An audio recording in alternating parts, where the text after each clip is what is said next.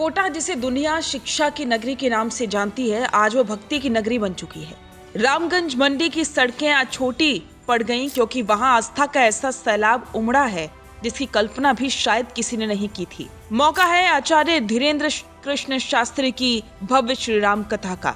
शिक्षा मंत्री मदन दिलावर के निमंत्रण पर पहुंचे बागेश्वर बाबा ने पहले ही दिन अपनी बेबाकी से न केवल विरोधियों को चुप कराया बल्कि देश के बड़े विवादों पर भी अपनी दो टूक राय रख दी। प्रयागराज का विवाद हो या रील्स में डूबी आज की पीढ़ी, बाबा का प्रहार हर तरफ हुआ है।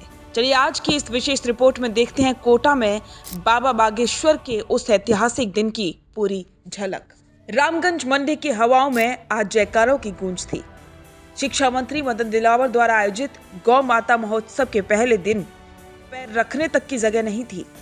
मंच पर राजस्थान के राज्यपाल हरिभाऊ बागड़े और ऊर्जा मंत्री हीरालाल नागर जैसे दिग्गजों की मौजूदगी ने इस आयोजन की भव्यता में चांद लगा दिए। रुकिए और जरा ध्यान से सुनिए। क्या आप हमारी इन खबरों से अपने व्यापार को भी बढ़ाना चाहते हैं?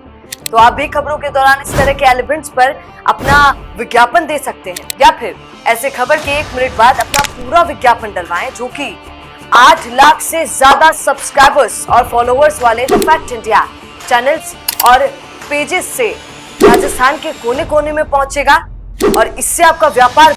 लेकिन इस कथा की सबसे खूबसूरत तस्वीर तब दिखी जब इतिहास रचते हुए वाल्मीकि समाज और 30 गरीब परिवारों ने मंच पर आकर बाबा की आरती उतारी। धीरेन्द्र शास्त्री ने यहाँ से एक बड़ा संदेश दिया कि राम कथा पर सबका समान अधिकार है और सनातन में कोई ऊंच नीच नहीं है। शिक्षा मंत्री मदन दिलावर की इस समावेशी पहल की हर तरफ सराहना हो रही है। कथा के बीच बाबा ने उस विवाद पर भी अपनी चुप्पी तोड़ी जिसने पूरे देश का ध्यान खींचा हुआ है। प्रयागराज में शंकराचार्य, अविमुक्तानंद सरस्वती और योगी सरकार के बीच ठनी रार, पालकी से स्नान की जिद पर अड़े शंकराचार्य और प्रशासन के टकराव पर धीरेन्द्र शास्त्री ने बड़े भाई की तरह सलाह दी। बाबा ने कहा, दोनों पक्ष हमारे अपने हैं, दोनों सनातनी हैं, हमें बीच का रास्ता निकालना चाहिए। आपस में मिल बैठकर सुलह करें क्योंकि हमारे विवादों से दुनिया के सामने सनातन का हास परिहास नहीं बनना चाहिए।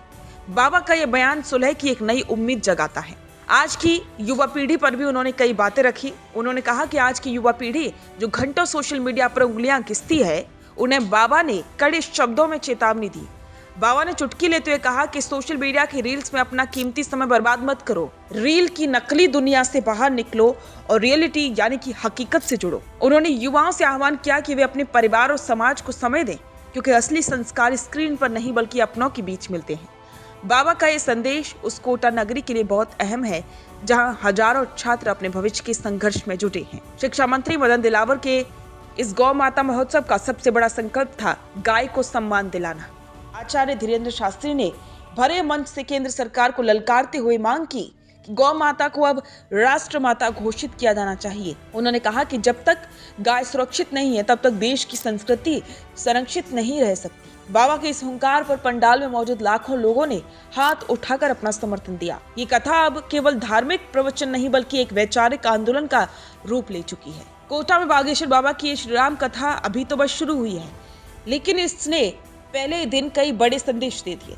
समावेशी सरकार की तस्वीर, प्रयागराज विवाद पर सुलह और अपील और युवाओं को संस्कारों की ओर लौटने की प्रेरणा।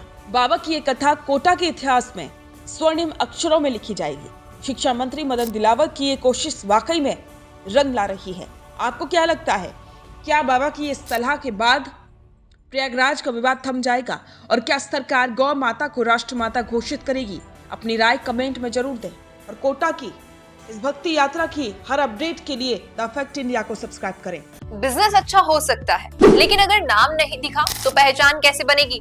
अब टेंशन छोड़िए, द फैक्ट इंडिया आपके बिजनेस को देगा वो पहचान जो पूरे राजस्थान में हर किसी तक पहुंचे। न्यूज चैनल पर विज्ञापन, पॉडकास्ट और प्रमोशन के जरिए आप सीधे 5 लाख सब्सक्राइबर और 10 करोड़ से ज्यादा व्यूज तक अपनी पहुंच बना सकते हैं। तो देर किस बात की, आज ही द फैक्ट इंडिया से जुड़िए और अपने बिजनेस को बनाइए हर घर का नाम।